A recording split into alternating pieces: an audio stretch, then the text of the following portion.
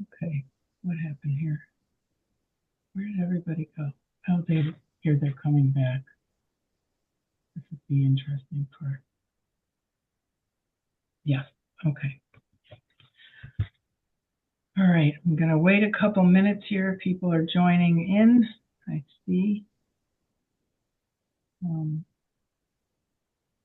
Funny thing, like when I invite them, they go. Okay.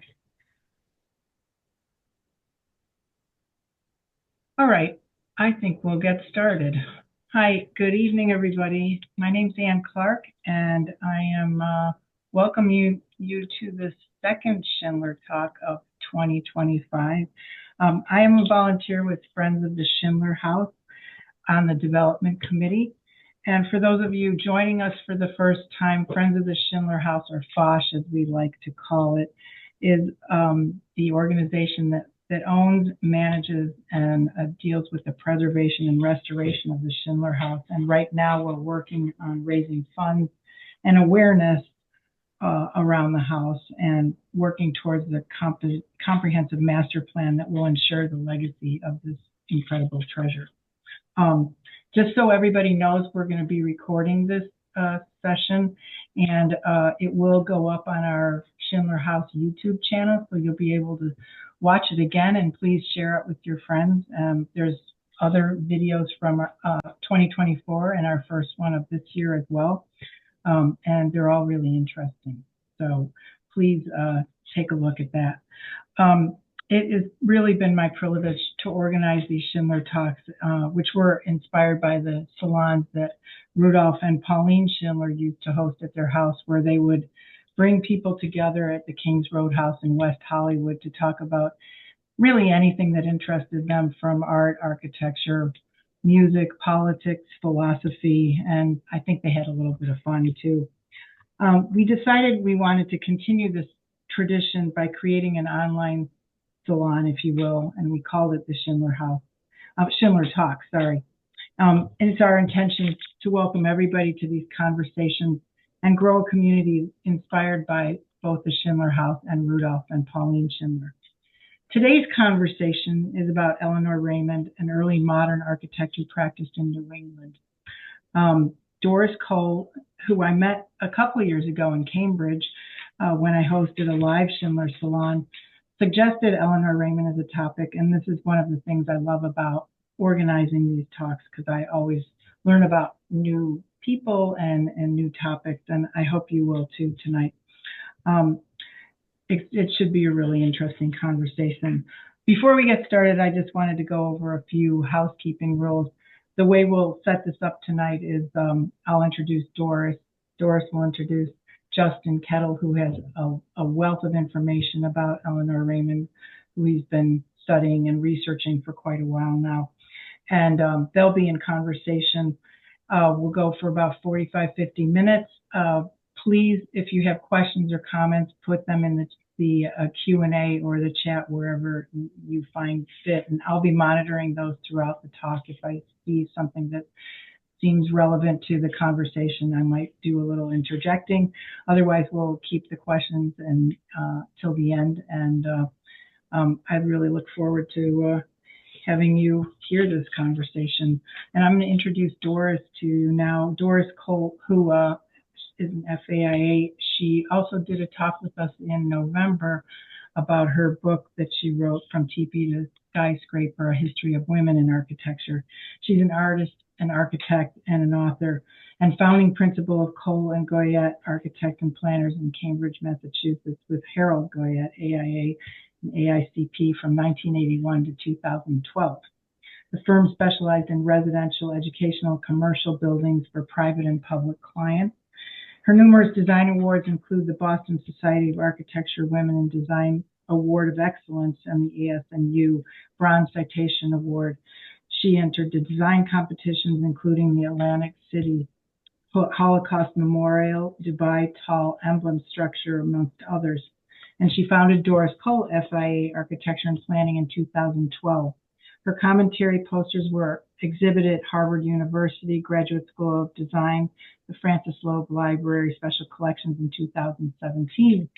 In addition to the Teepee to Skyscraper book, she's also written a book about Eleanor Raymond, which was published in 1981, and Candid Reflections, Letters from Women in Architecture, which was published in 2007, as well as many essays and articles. And she's lectured at the University of Virginia, Boston Society of Architecture, Chicago Women in Architecture, amongst other places. Doris was born in Chicago, Illinois, and graduated from East Grand Rapids High School in Michigan.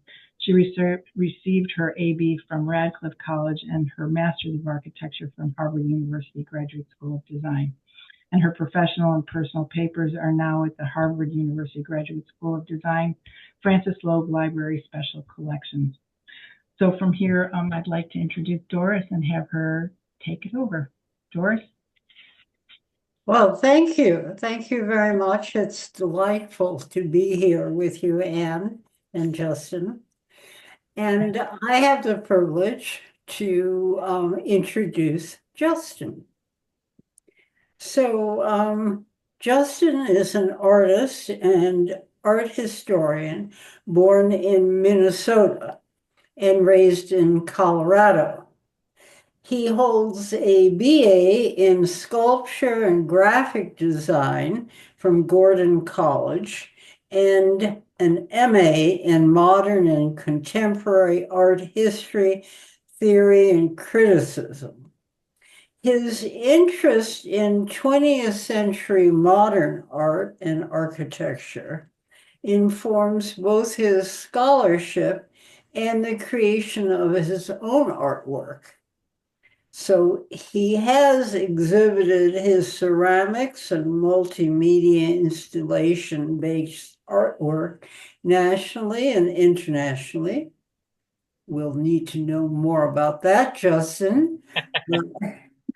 And he has published a handful of articles and one book on the art and architecture of the 19th and 20th and 21st centuries.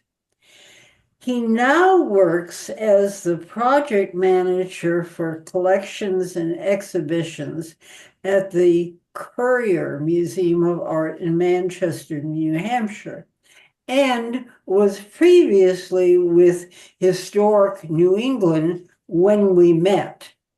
So, Justin, maybe we should tell these people a little bit how we know each other. Of course, yeah. And thank you so much, Doris, for that introduction, and Anne for inviting us to be a part of this talk. I'm really excited to be here. So Doris and I met because I was starting to research Eleanor Raymond. And as Anne mentioned, Doris has written a wonderful book on Eleanor Raymond's work. And so I read this book and wondered to myself, I wonder if I could get in touch with Doris. And so I found her online and I reached out to her and just asked if I could come and we could talk a little bit about her good friend Raymond. And so we spent a really lovely afternoon together, sitting outside and talking about who Raymond was. And I learned so much from you in that. And it's been really wonderful to stay in touch with you since then. Well, it was a fun afternoon. Justin came over, and unfortunately, it wasn't raining.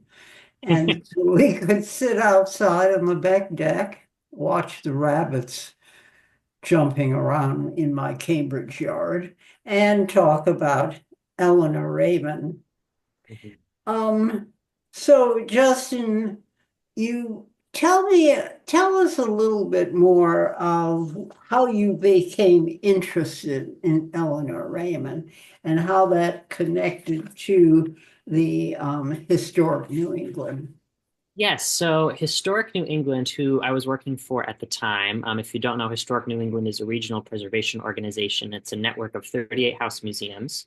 They also have a very extensive library and archives, and in that library and archives, they have a collection of photographs of buildings by Eleanor Raymond. And so this was something that people at Historic New England were interested in exploring a little bit, and so they asked me if I'd be willing to dive in and research Eleanor Raymond a little bit more. And so the research that has formed this talk, it began for Historic New England, and it has evolved since then. And for me, I was very interested in this project. As Doris mentioned, my specialty is in modern and contemporary art and architecture. When I started working for Historic New England, I became much more interested in architecture alongside the fine and decorative arts. And part of that process was also researching Eleanor Raymond and just learning more about who she was and the architecture that she made. So that's how I became interested. Doris, I think we'd all love to know more about how you knew Eleanor Raymond as well. Yes. Well, Eleanor and I were friends and colleagues for about 19 years. And how that happened was I was doing research for my first book in 1970, which was published in 1973. Of course, I was doing research before that. And I talked to a number of people who had been associated with the Cambridge School for Architecture and Landscape Architecture for Women, and which was located on Church Street in Cambridge. So each of these people said, "Oh, well, you have to talk to Eleanor Raymond." Oh, all right. So I did go to see Eleanor. She was very generous and interesting, a very interesting person. And it just happened that I was working at MIT, and the building I worked in was close to where she lived at, I think it was 100 Memorial Drive. Mhm. So it was very easy for us to see each other on a regular basis. I'd go there for lunch to her apartment. Sometimes she would come with me to the MIT Faculty Club. And it started that way, and then we had an evening at MIT, an evening devoted to Eleanor Raymond, and so forth and so on. So it was great. And I learned a lot, and we spent 19 years talking about architecture. That's wonderful. And so you wrote this wonderful book on Eleanor Raymond, and you also curated an exhibition at the Institute of Contemporary Art on Raymond's work. Could you tell us a bit more about that? Oh, well, that was great. I had written this book on Eleanor, primarily about her work. Okay. So I got a call from the director at the time, and he said, "Well, we would like to do an exhibit, a one man or one woman show on Raymond's work." Well, and they invited me to be the guest curator. So that was wonderful, and it was very successful. And part of what you can see in this photograph is this Raymond blue, I call it, on the wall and on the bench. Actually, it's a little bit more vibrant in real life. And also, you can see that they're planters with flowers and a tree and so forth. And that was because Raymond had started out thinking she wanted to be a landscape architect. But when she got into it, decided she wanted to be an architect. So, but she always had this combination which was really good. And she had certain motifs that she used as you stepped from the house to the garden to the natural landscape. And we tried to show that in the exhibition. And one other thing I wanted to mention about the exhibition, which is relevant to Eleanor Raymond's career, is that in this show, we had a lovely little model that had been built of Amelia Peabody's studio. And Amelia Peabody A couple of their sculptures were in the show. And Amelia Peabody was a great patron for Eleanor and came through for the exhibit also. Wonderful. So, Justin, Raymond had quite an interesting life as a child growing up, and perhaps you could talk about that more. Of course. So, Eleanor Raymond, she was born in Cambridge, Massachusetts in 1887. She was one of seven children, one of six who would survive to adulthood. Now, her father worked for the Boston and Maine Railroad Company, and he was very busy. And Eleanor Raymond remembered that he was fairly distant most of the time. Her mother was also ill most of the time and in and out of the hospital. So, in these conditions, she remembered it was a somewhat sad and lonely childhood. And she remarked at one point that she sort of had to strike out for herself and become very independent from early on. And when we think about Eleanor Raymond's career, she's born in the latter two decades of the 19th century, and then she lives to the age of 102. We can see, she becomes this formidable modern architect, and she's born into the late 19th century. And so we can see just by looking at the outfits she's wearing here when she's a Wellesley College student, just the kind of span of history she began with and then evolved through in the course of her career. Yes, actually, I just wanted to add, when Eleanor and I were talking, as you mentioned, she had gone to high school in Cambridge.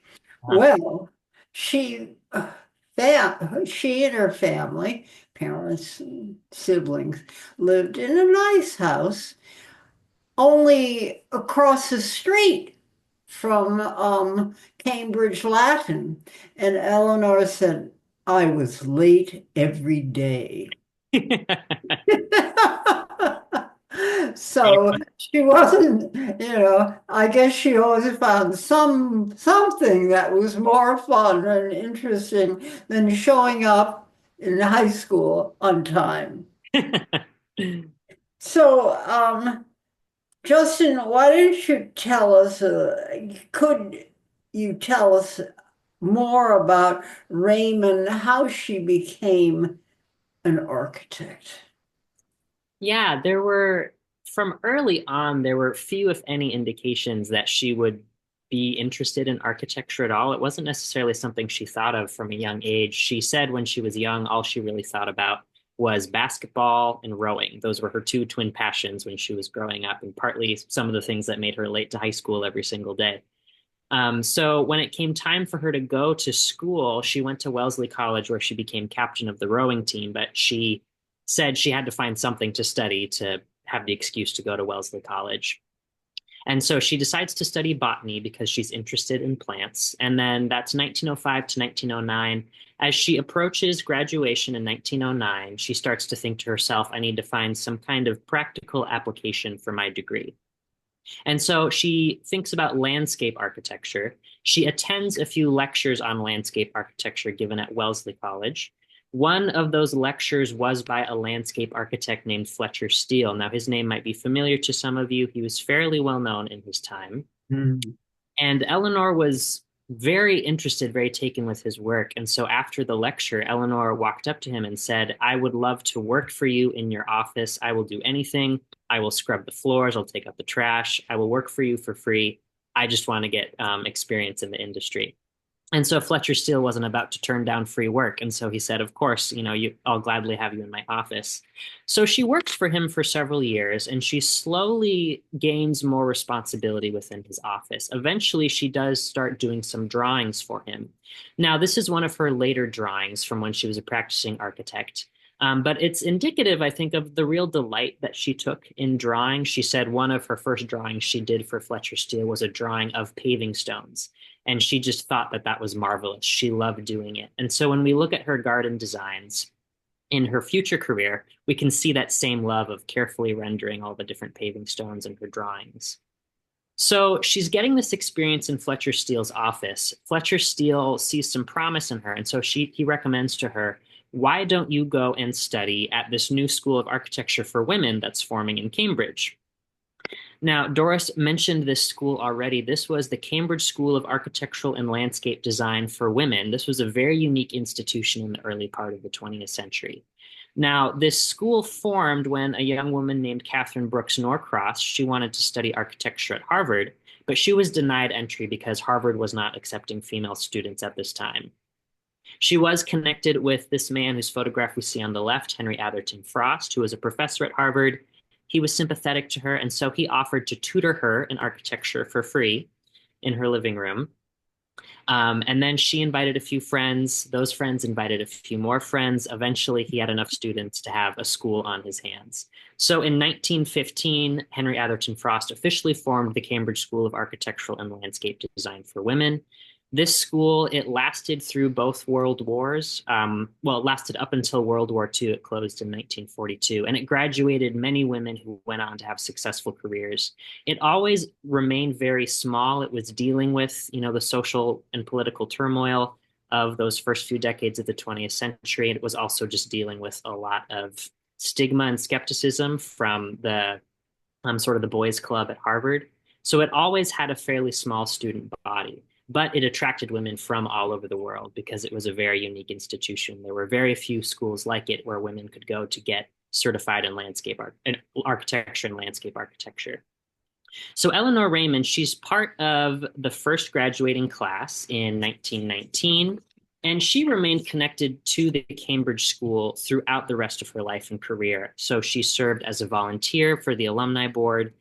She was also a faculty member. She taught classes. She was on the board of trustees. And she also designed this drafting wing addition. So the building, you can sort of see the original building on the left. This is 53 Church Street in Cambridge. And in 1928, she designed this expanded brick drafting wing off the back of it so that they'd have more space for their students to do their projects. And this school, it really formed the backbone of her personal and professional relationships that would last throughout her life and career. And a question for you, Doris. I'd love to hear more about what you know about that social professional circle, and especially how Eleanor Raymond's friend and partner, Ethel Power, relates to that circle. Mm-hmm. Well, that's interesting because for several reasons. Of course, we know MIT did accept women because it was a land-grant university and it was required by the federal government to accept women. However, if you're one or two women in a class, you don't exactly, maybe you feel comfortable, but you don't form a group. The other thing that is important for Raymond is that the people who taught at the Cambridge School, some of the women graduates, but some of these young men who were in practice around Cambridge or connected with Harvard, they were modernists. For example, Fletcher Steele was a well-known landscape architect, but he did modern landscape architecture, which is very unusual, So that certainly influenced her. But, we hear about the Old Boys Network. And the Cambridge School, really the women who went there and studied, were associated with it, became friends, colleagues and friends who supported each other and formed lifelong associations with each other. So that was really quite something, because a lot of Raymond's clients and the colleagues she worked with were all from the same social milieu, to be frank about it. But also, maybe they're a little offbeat, these women, and they were all friendly. Everybody accepted them. and they worked together.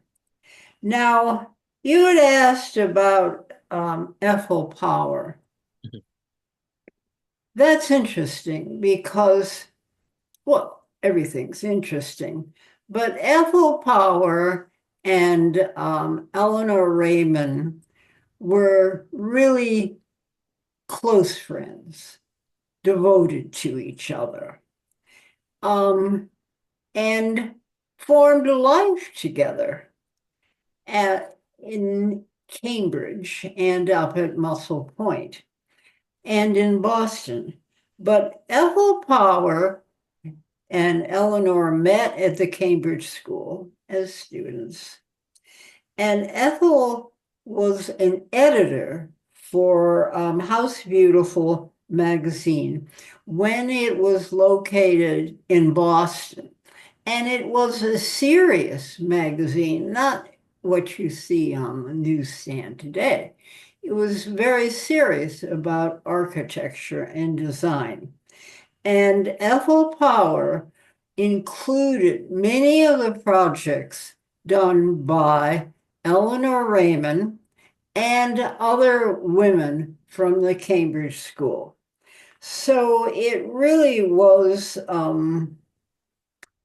giving them a leg up, giving them a platform to discuss not only individual projects, but how they approach design. So House Beautiful, it was sold or something magazine, they moved to New York. And Ethel Power, being an editor, went with House Beautiful to New York. That didn't work out well. Ethel was not comfortable there and had some, I guess, health issues in New York. I never questioned Raymond too much about that because I thought it was quite personal. Anyway, Ethel came back to Boston. And a whole group of them lived together on Charles Street in a house. And then there you go, 112 Charles Street. And of course, Boston had made the Charles Street wider. So all these buildings, they had been, the front of the buildings had been sliced off and they had to put new exteriors on. So anyway, they really teamed up and in a very good way and continued this relationship as colleagues and dear friends. Mhm. So Justin, let's go on and you could perhaps tell us something about Raymond's early projects, what they're like and what should we know about them? Yes, so Raymond graduates from the Cambridge School in 1919. And when she graduates, she joins an architectural partnership with her former professor, Henry Atherton Frost, the director and the chief professor at the Cambridge School. They open Frost and Raymond Architects. Their first project is this house in Winchester, the Cleves House, built in 1919. Now, I want to stress that, for Raymond to have this position at this point in the early 20th century is pretty remarkable just in terms of, how women were able to get into the architectural field. So not only is she practicing architecture professionally, she also, working with her architectural partner, Henry Atherton Frost. Frost is stretched pretty thin because, he's trying to maintain his architecture practice. He's also trying to run the Cambridge School. He's also trying to keep teaching at Harvard. So he's really back and forth between a lot of different things. And so Raymond is there making the decisions and doing a lot of the drawings for a lot of their projects together. So she has this, equal partnership with Frost at this point. And perhaps she's making some more decisions than he is because he's so stretched thin across his different responsibilities. But so the Cleves house in Winchester, this was designed for a small family of four. And we can see that her architecture begins with a lot of these traditional New England elements. So we can see We've got matchboard siding and shingle siding. The main body of the house that we can see, sort of that main mass off to the right, is modeled after a center entrance colonial. We also have that sort of classical door frame over the door.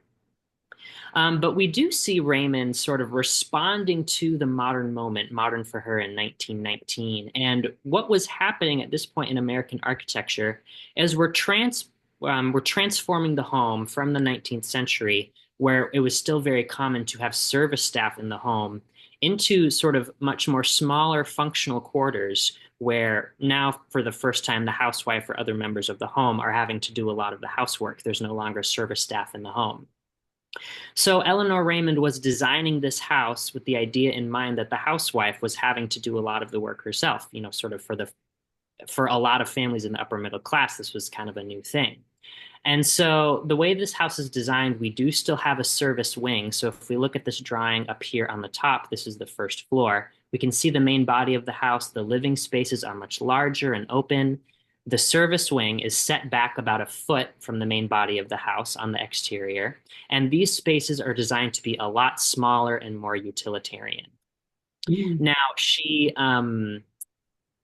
found a lot of her architectural voice even very early on. And something that she became really adept at, I think, as Doris has already mentioned, is transitions from interior and exterior spaces. If we remember, she got her interest in architecture originally through landscape architecture. And so with all of the homes she designed, she always designed really beautiful gardens. And she found ways to bring the outside in as much as possible.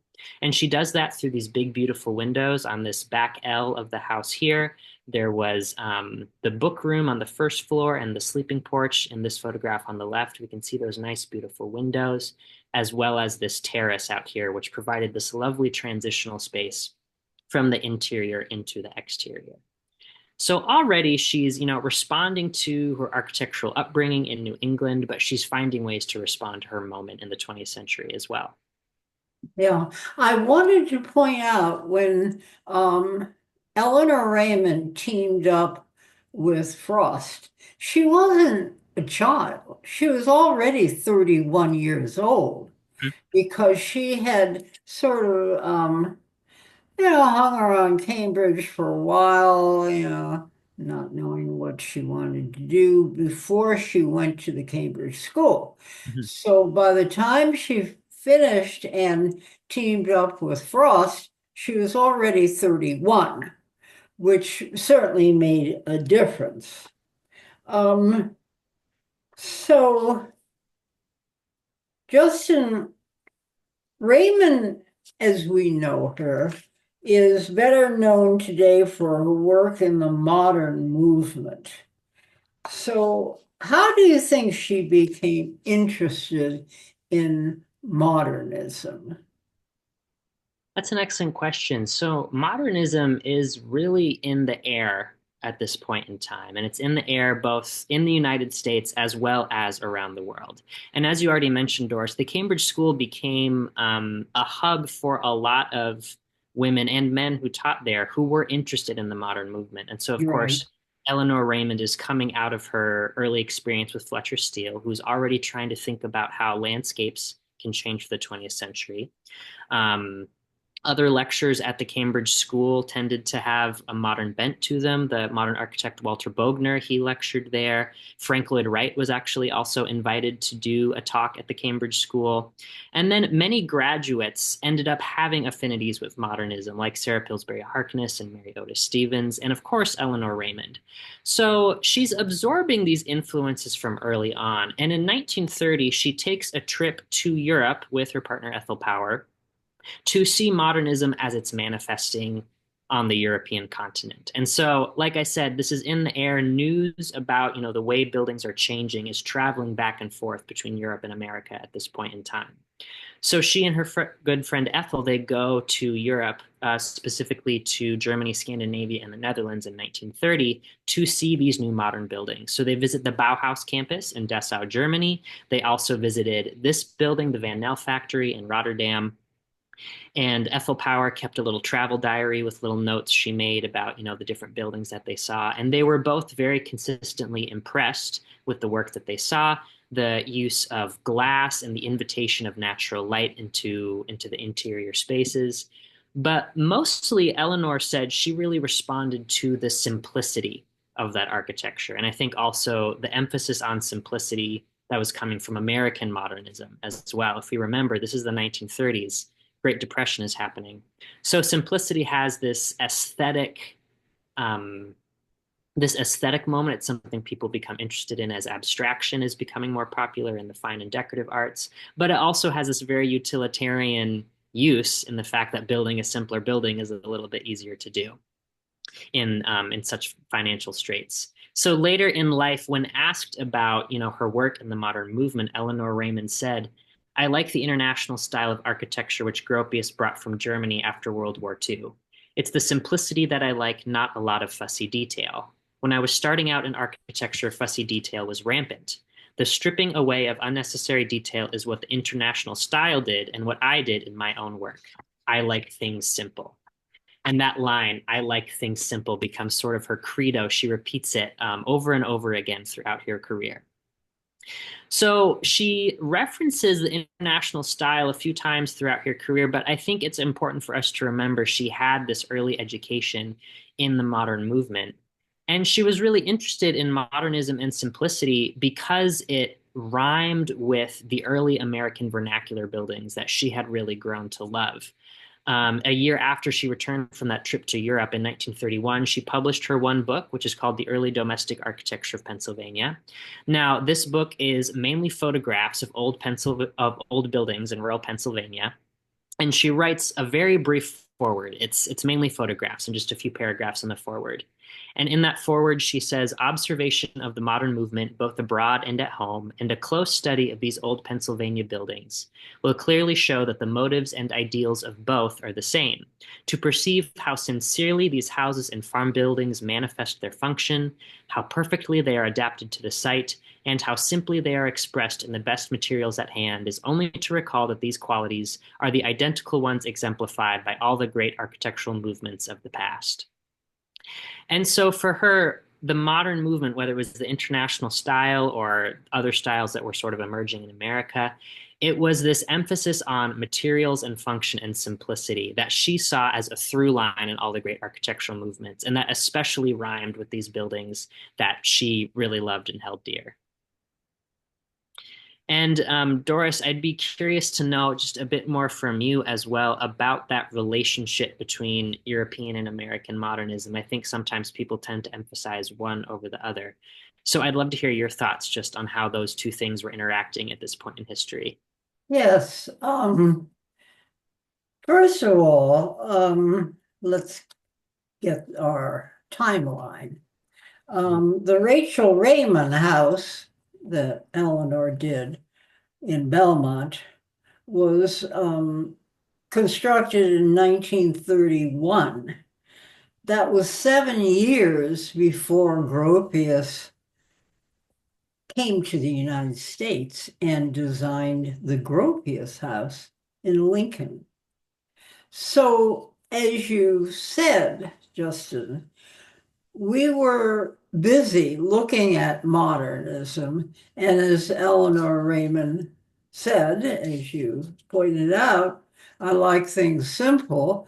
And as she said to me, well, it was the Great Depression. We could not afford to build with all the decoration of previous styles. So if we look at that, it's particularly significant and appropriate that we're discussing Raymond and the modern movement here at the Schindler Talks at Salon. Because Schindler, when he came to the United States, and Neutra also, they were essentially outsiders in Europe, in Vienna, certainly, and they came to the United States. The Schindler House was built in 1921, 22. The Neutra House was done in 1932. So we're seeing that these people came to the United States, as many immigrants do, for the freedom to create as they wanted to. So, how did they end up in California? Well, they started out in the East Coast, and they went to Chicago, saw Frank Lloyd Wright, who was open to young people of the others. And then they went on to California. And, where do you go from California? You get your feet wet in the Pacific. Um, so there was also Julia Morgan of the early 1900s, which did certainly didn't do classical architecture. She did a different form of regional and modern architecture. And then, of course, there's Philip Johnson at the Museum of Modern Art in 1930 and 32. So people were busy here in the 20s and the 30s, not only in architecture and art, but in painting, music, dance, and lifestyle. Mhm. So it was a very exciting time. And I Mhm. often, though my parents were not artists per se, my father was in business, but they lived in Chicago and it was everywhere. It was in the air, it was in the water of looking forward to new things. Mhm. So that's the kind of atmosphere that Eleanor Raymond, Ethel Power, and their friends confronted and participated in. Mhm. So, Justin, on that note, tell us, please, about Raymond's first modern homes. And it's interesting we call them homes, not houses.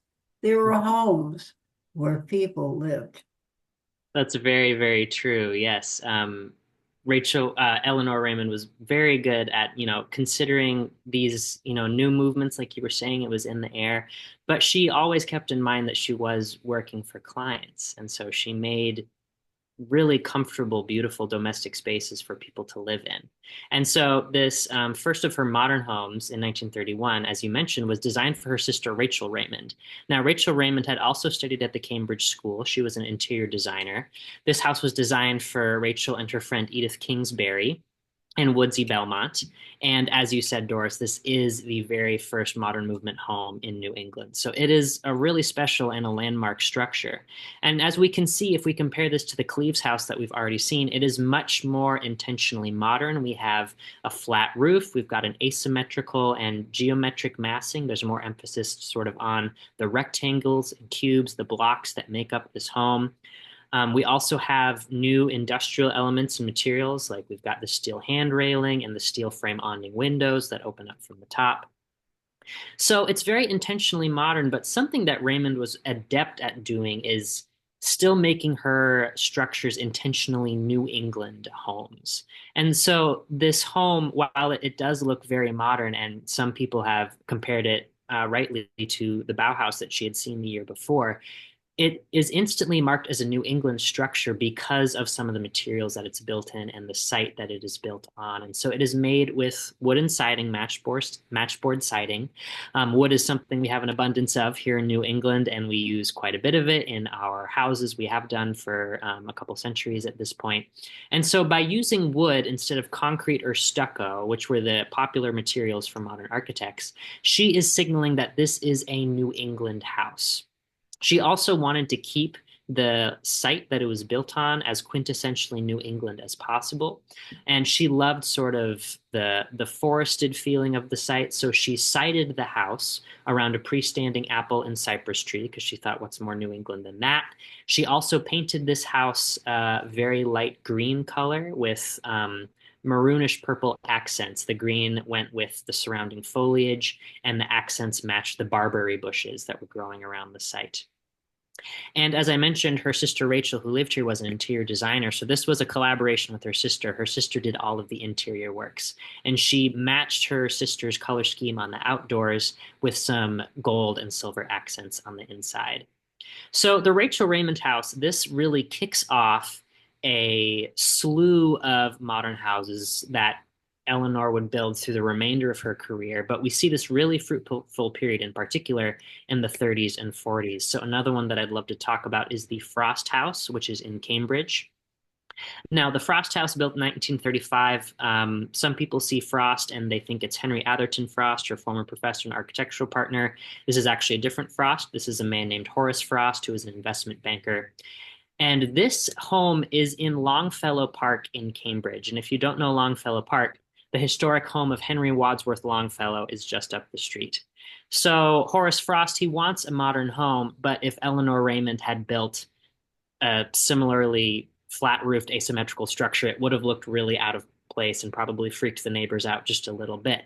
So what she does is she incorporates architectural elements from the Longfellow house into the Frost house. So if we go back and forth between these two images, we can see that the overall massing of the house is the same.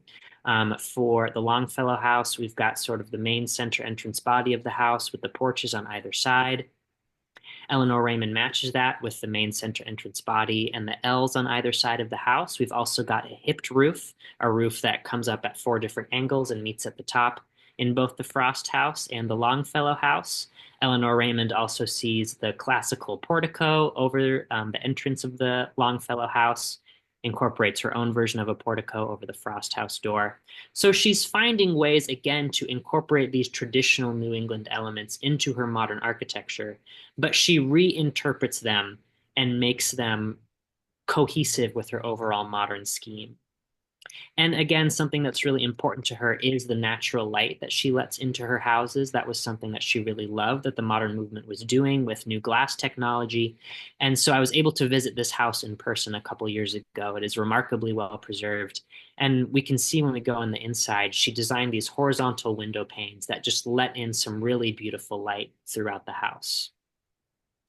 So that's the Frost House. Another really important structure from this really fruitful period of her career is the Miller House, built in 1936. And Doris, I know you have some personal experience with this house, so I'll ask you about that in a minute. Before I get to that, though, we can see, again, this is a very intentionally modern structure. We've got the overall rectangular massing, the flat roof, but again, we're using matched board siding. We also have these very sort of classic Greek revival elements, another colonial architectural style. We have the implied. Justin, can you explain what matchboard siding is?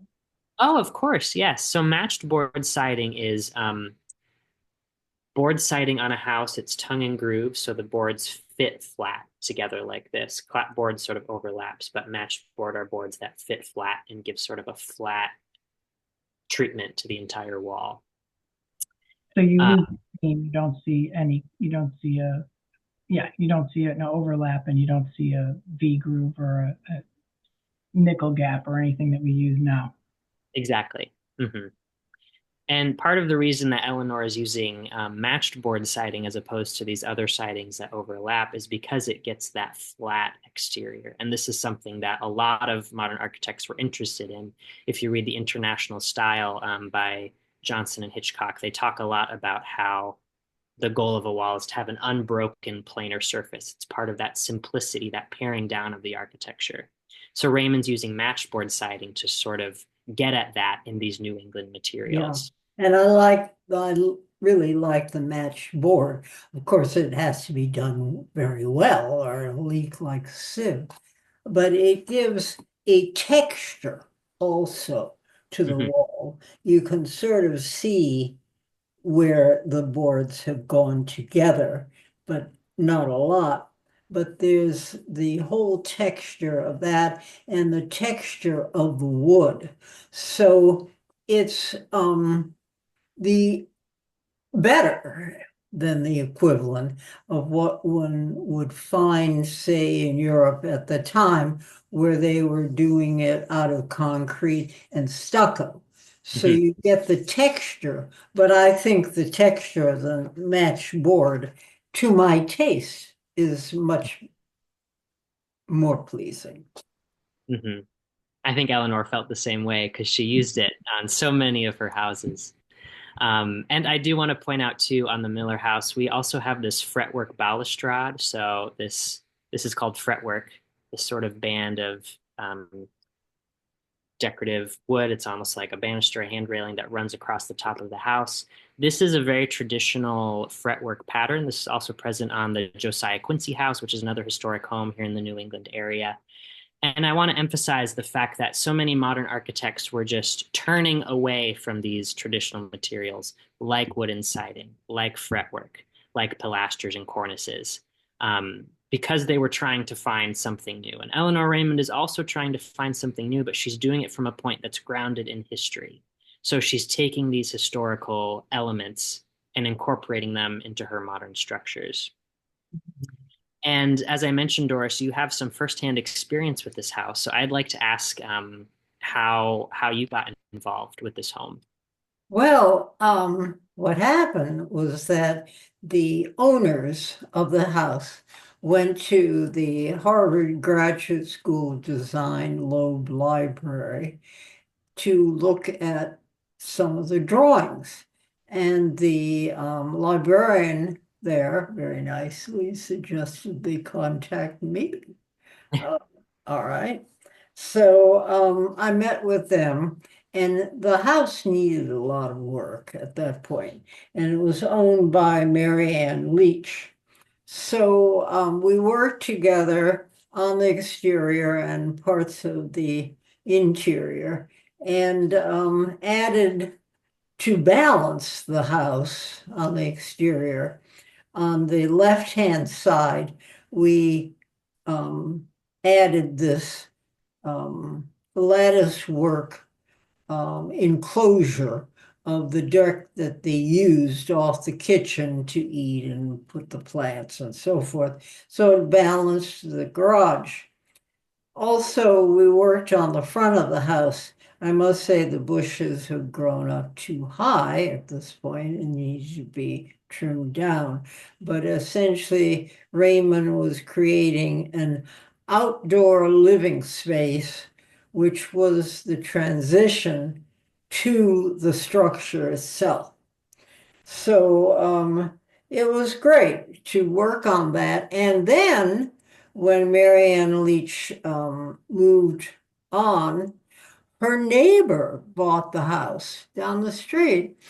And she said, "Oh, could we buy the house?" And they did much more work on the house. And they had bought it for their daughter who was getting married. So now it's definitely, as you said, Justin, lots of little children running around. It's a real family house. So it's nice to people continue to appreciate and restore this kind of house. And really a lot of work has been done on it. Um, so Justin, when you were working at Historic New England, you found a house associated with Raymond that some scholars didn't know about. And it's really, can you tell us about it and how Raymond was associated with it and how it shows really her kindness? Yeah, I'd love to. I really love the story of this house, and I felt really excited and fortunate to sort of stumble upon it. Um, this house, as Doris mentioned, it wasn't known by the scholars of Raymond's work because it wasn't listed in Harvard's archives. So Harvard contains Eleanor Raymond's working papers, her drawings, some photographs, her correspondence.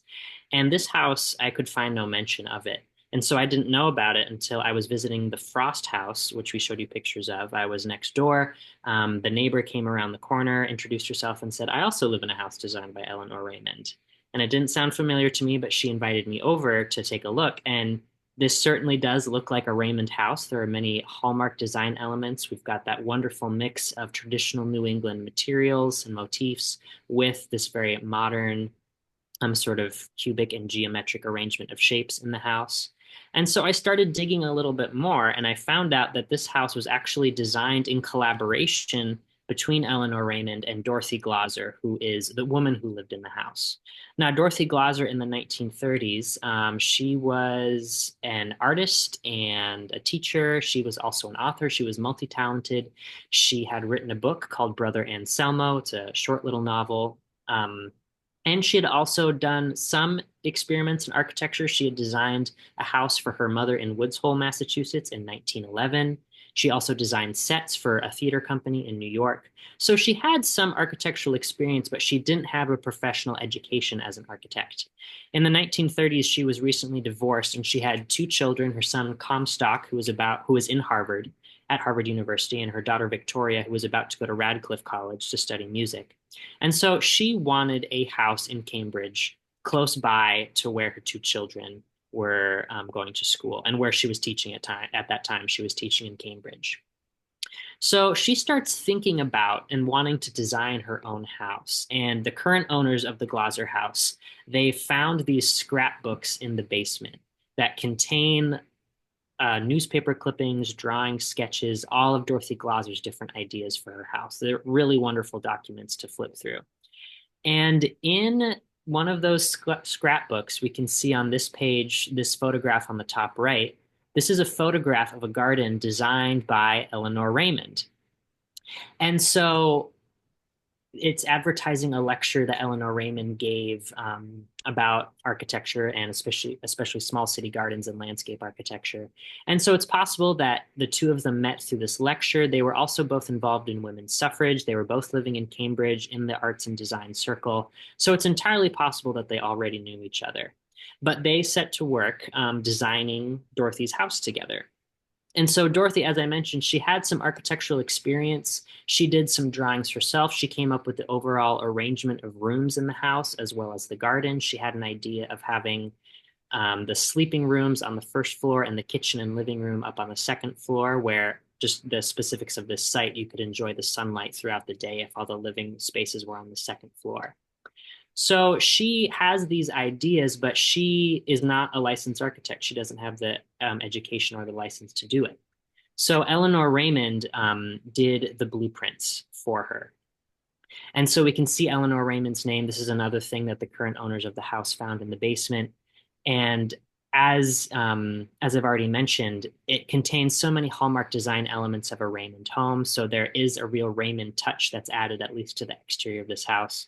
But as you said, Doris, it is really indicative of her kindness and the way that she really took a lot of other younger women under her wing. She helped Dorothy Glauser build her house. She also brought a lot of women from the Cambridge School of Recent Graduates to work in her office, in her architectural offices as draftspeople when they first graduated. So she was always seeing how she could help other people get their start in the architectural world. Yeah, one of the people who had worked in her office was Sally Harkness, who was a partner at the Architects Collaborative. And Sally designed a lovely home for her family, or her parents, down in Duxbury. And she did it in Raymond's office. Well, it has lots of Raymond's touches to it. And Sally always said, Eleanor really designed the house. Sally Harkness was very young. She was not a Harkness yet. She was a Pillsbury. And so it's that continuation from the older generation to the younger generation on, which is so touching and so important. Yeah. I think it's part of these broader networks that Raymond had. You know, she's supporting younger generations. She's also being supported by her friends. And one of those friends was Amelia Peabody. And so I'd love to hear more from you, Doris, about who Amelia Peabody was and how she was connected to Eleanor Raymond. Oh, well, Amelia Peabody was a Peabody, and she was from a Peabody family. We have Governor Peabody, etc. And she was a very independent young woman, um, and certainly well placed. So she had a house on Commonwealth Avenue in Boston where she stayed during the winter. And then in better weather, she had a farm out in Dover.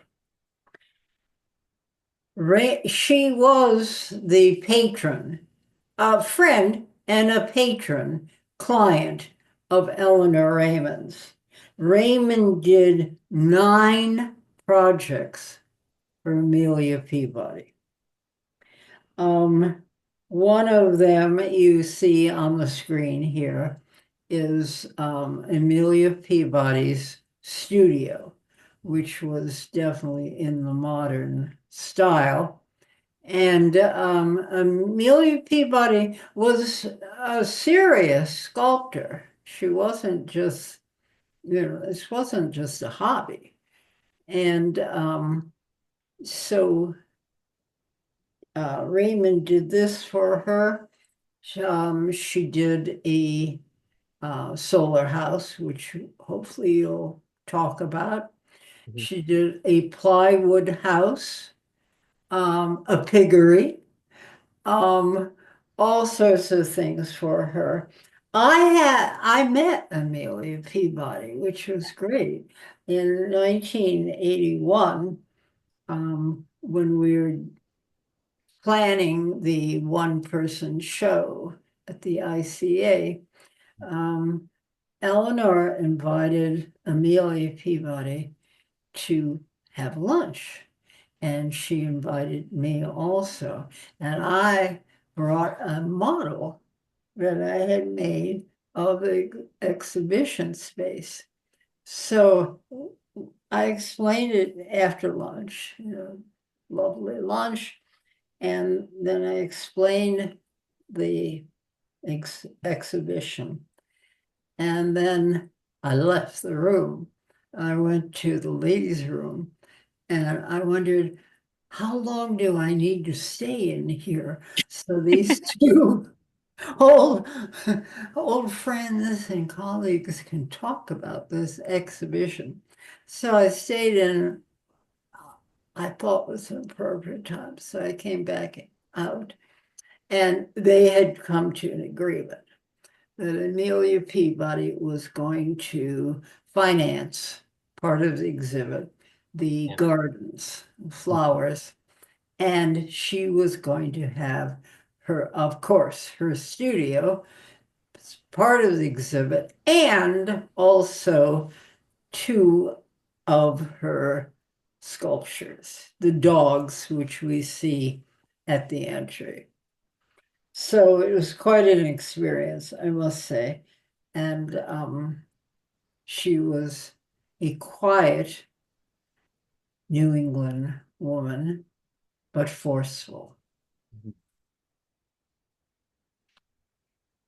So tell us, Justin, if you could, this Sun House Mhm. that Amelia Peabody funded, thought it was going to be a great idea to do it. Tell us more about that. It was really, I think, the first solar house in New England. It was, yes, in the world, I believe. It was the very first house to be heated by solar energy. And so this is something that was an ideal project for Raymond Peabody to take on. Amelia Peabody, as an artist herself, a patron of the arts, she was very excited by all of these new movements that were occurring in the arts and in technology. And so she's funding Eleanor Raymond because Raymond is working with this new modern architectural style. Eleanor Raymond was willing to do some experimental things like that house built out of plywood that you mentioned, Doris. And then the opportunity came along for them to help this woman named Dr. Maria Telkish design a house to be heated by solar energy. So Dr. Telkish was a Hungarian scientist. She was working at MIT in something called the World Solar Energy Fund. Now, this was a moment in American history. It's 1945 to 48. We're right after World War II. The United States has been electrified after starting in the 1930s, there was a really big push to electrify all of America. This has happened, but there's concerns about rising energy demand as electricity is more popular in every home, more devices are becoming usable in the home. And so solar power is briefly considered as one of many alternatives to the growing energy crisis. And so Telkish starts experimenting with solar heating. It's not electricity generated from solar power. This is heat generated from the sun. And she had built an experimental structure at MIT that worked on some levels, didn't work in others. It was very much kind of an early experiment. And because she was a woman working in a predominantly all-male field, a lot of her ideas were treated with a lot of skepticism, and she just wasn't allowed to keep experimenting and keep testing new iterations of her design for solar heating. So eventually, she is connected with Eleanor Raymond and Amelia Peabody. Raymond was actually doing some work at MIT around this time. She was head of the radar drafting room at MIT during World War II. So somehow they become connected with each other. And Peabody agrees to fund Maria Telkish's solar experiments, and Eleanor Raymond agrees to help build it. And just like all of Eleanor Raymond's houses that she completed, it wasn't just a house, it was a home. This was designed to be a working home for a family, which was Dr. Telkish's cousins who had narrowly escaped the Nazis in Hungary, and they had an infant son, and they needed a new place to live in the United States. So between 1947 and 1948, they design and build this solar house. We can see Raymond and Telkish standing out in front of it here in Dover. Now, the way that this worked, it's a little bit complicated to describe, but we can see that we've got these early model solar panels that are all along the second story, the south face of the house. Now, those early model panels, they're vertical, so snow doesn't collect on them, and they're on the south side, so they'll always catch the sun when it's shining. Now, the idea behind these solar panels is they're meant to capture the sun's energy while the sun is out, and then when the sun goes away behind the clouds or down at night, that heat energy is supposed to be re-released to keep the house warm when the sun goes away. So these solar panels, it was a pane of glass and a pane of metal painted black, separated from each other by a couple inches. Just like a car on a hot day, that black metal would heat up when the sun struck it. And these panels, that little narrow gap of air between them, it was connected to a system of ductwork. So the air between those panels would heat up. It would carry through the ducts to these cans that were tucked away in the wall, in these little closets in the wall. Those cans were filled with a chemical called Glauber salts. This was Dr. Telkish's sort of big thing that she was really interested in. This is a material that when it melts in the heat, it stores a certain amount of heat energy inside its molecular structure. So the sun heats up those panels, it heats up those chemicals, they melt, they store that heat energy. When the sun goes away, those chemicals cool back down, they re-solidify, and then they release that heat again. And then that heat carries through the ducts and into the house. So it keeps the house warm when the sun goes away. So it's sort of a complicated system, but it worked really, really well for several years. So it opens in 1948. It was published very broadly. It showed up in Life magazine. People came for tours of the house. The family offered tours a couple days in a month. And it really launched Dr. Telkish's career. She was known as the Sun Queen for several years after this, and it allowed her to keep experimenting with solar power. And she designed several other solar appliances and solar technologies in the years going forward. Unfortunately, after a few years, the can of salts began to leak. And again, this is an experimental technology, so they were trying to sort of mitigate the system as best as they could. But eventually, it just got to the point where the house could no longer function. The solar power wasn't working anymore. So Peabody, who's still technically the landlady of this site, she decides that the experiment is over. She takes the can of salts out and she hooks up a regular heating system up to the system of ductwork. And so that's after 6 years. And unfortunately, the breakdown of that house, it was published just as broadly as the original success of the house. So people pointed to this as sort of a failure of the solar power experiment. This also coincides with the time when oil fields are discovered in the Middle East. So the United States pivots more toward oil for their energy needs instead of solar power. But, even though it did end up not working after several years, this really proved the possibility of solar power. And not only did it launch Dr. Telkush's career, it got a lot of other people interested in solar power. And it formed the basis for solar energy as we know it today. It at least launched a lot of people on their careers in this field. So this was a really landmark, important structure. Unfortunately, it's no longer standing today. It was taken down in 2010, which is a real shame that we no longer have it. But as I said, it's not just important in terms of Raymond's career, it's important in terms of world architecture as a whole.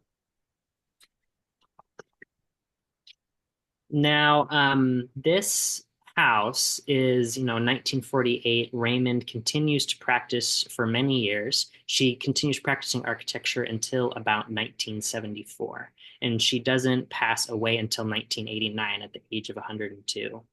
And so, Doris, we've heard a little bit from you just about how you knew Raymond, and you really knew her in this latter stage of her life. So I'd love to know more just about, we've heard about her as an architect. I'd love to know what your experience of her was as a person and a colleague and a friend. Well, she was a very kind and generous person. And she helped a lot of people. And she was really a mentor and friend to me. And, I didn't pry on her personal life, but I saw her in action.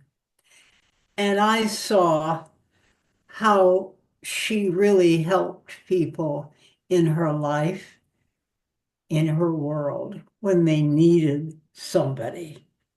So this picture is great of her garden there up in Muscle Point, where she and Ethel would go up there for the summer and then commute down to Boston into the office. And it's a charming place. And I would go up there for lunch, often with my husband. And at Muscle Point, she'd have this wonderful lunch, this lobster stew that she had a local woman make.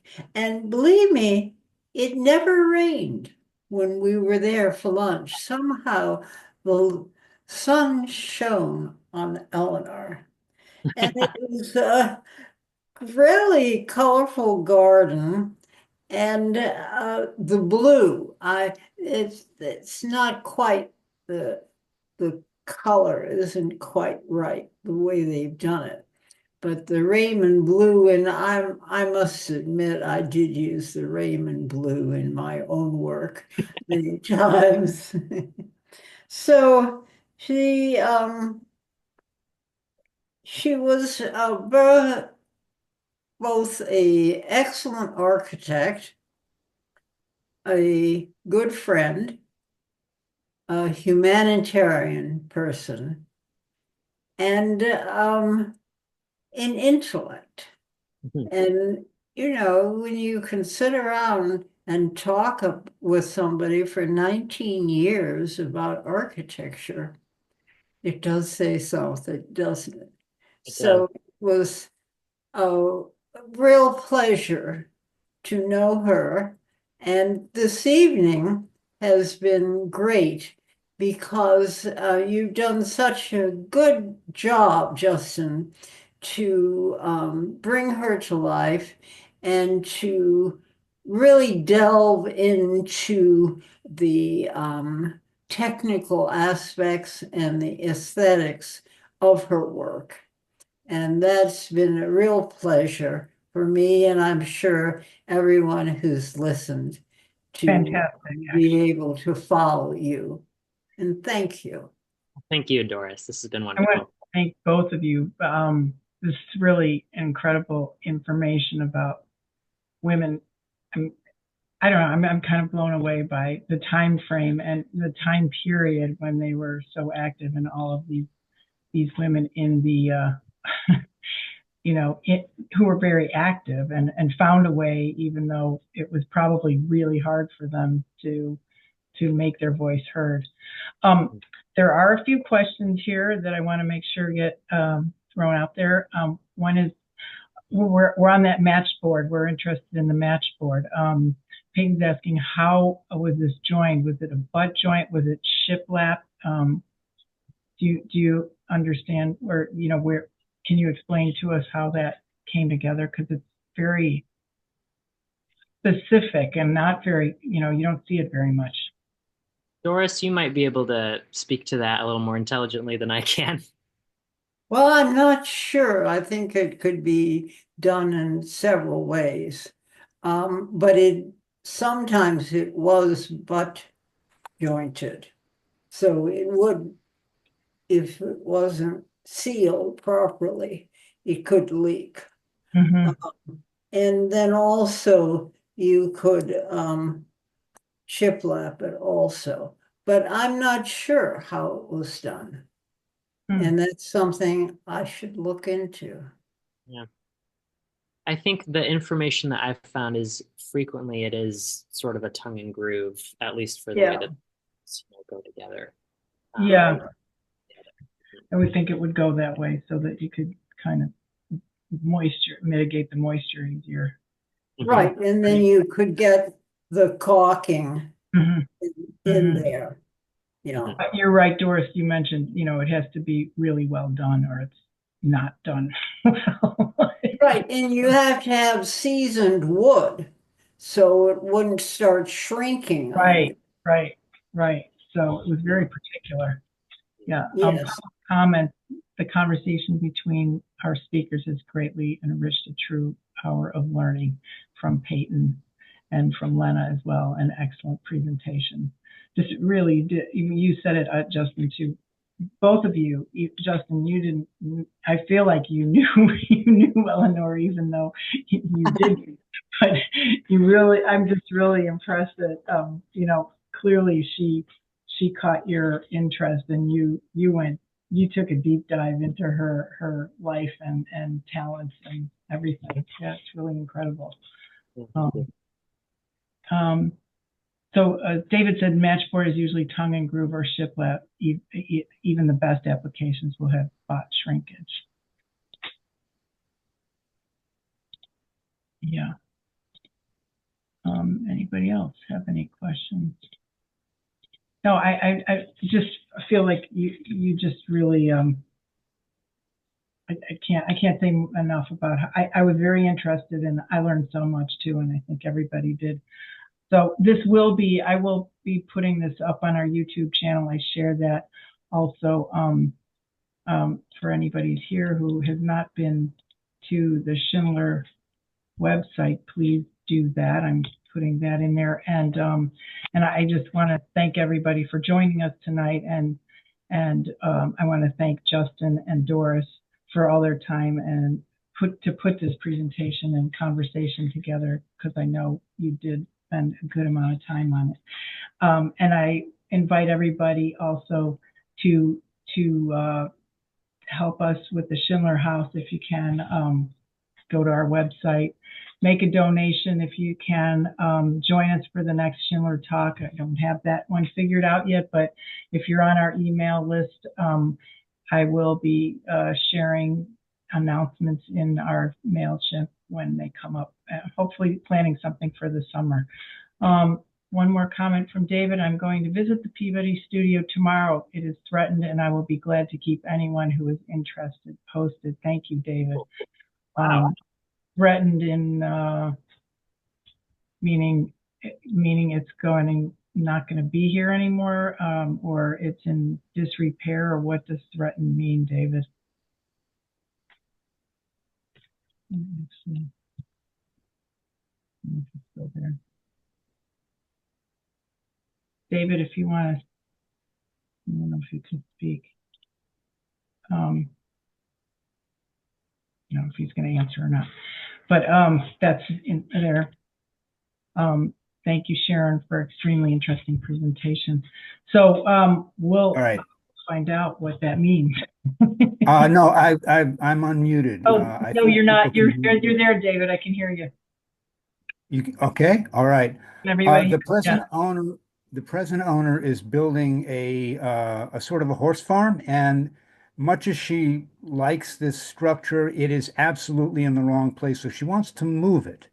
And Hmm. she said she will give the building to anyone who will pay to move it and find a place to put it. So this could be an interesting advocacy thing. I know very little. I received a note from Fred Noyes about this, who knows the current owner.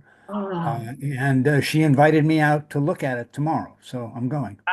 and this is in what town is this in? Dover. Dover. This is in Dover, on the Peabody Estate. Yes, in Oh, Dover. Yes.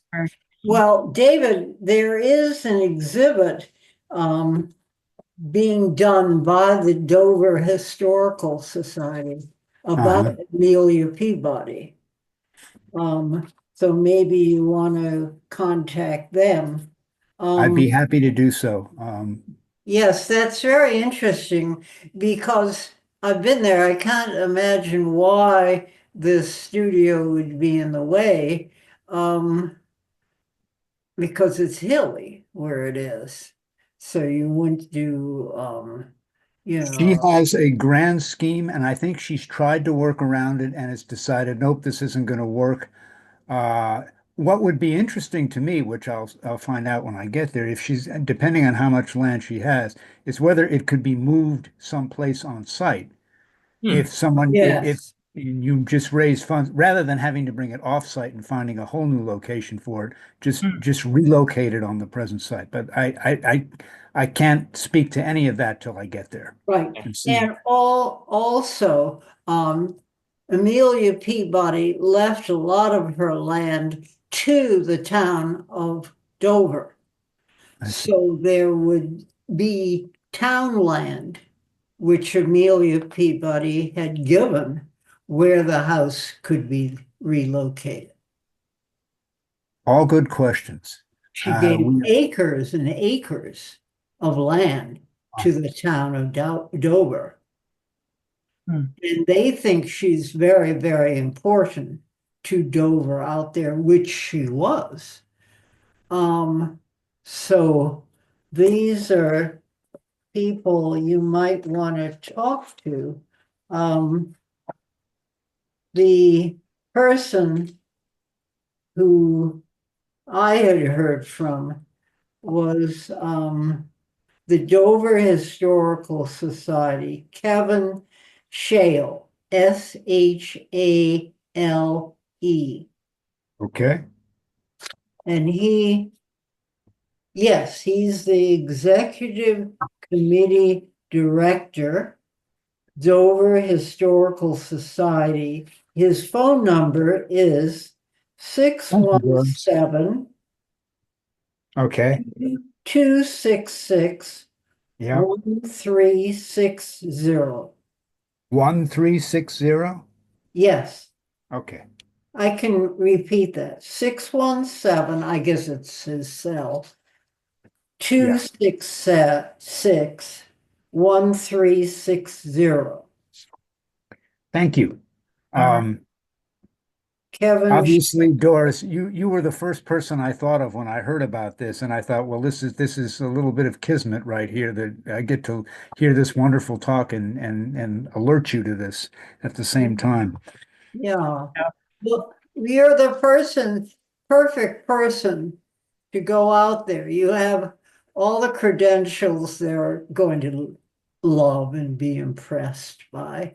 I hope so. And you have lots of hands-on experience not only dealing with the buildings, but the people.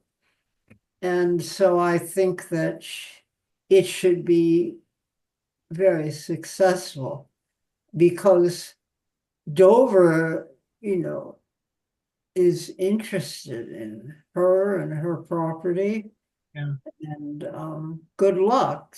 Please keep me posted. Yeah, I certainly will. we'd love to hear. Yeah. I would too, Yeah. David. Thank you. All right. Well, we're just about out of time. So I really want to say thank you to everybody again. And you'll see it on YouTube soon. And have a great rest of your night, everybody. Thank you so much. Well, thank you, Anne, for organizing all this and keeping us going. Thank Thank you so much. Have a great night, everybody. Bye-bye. Bye-bye.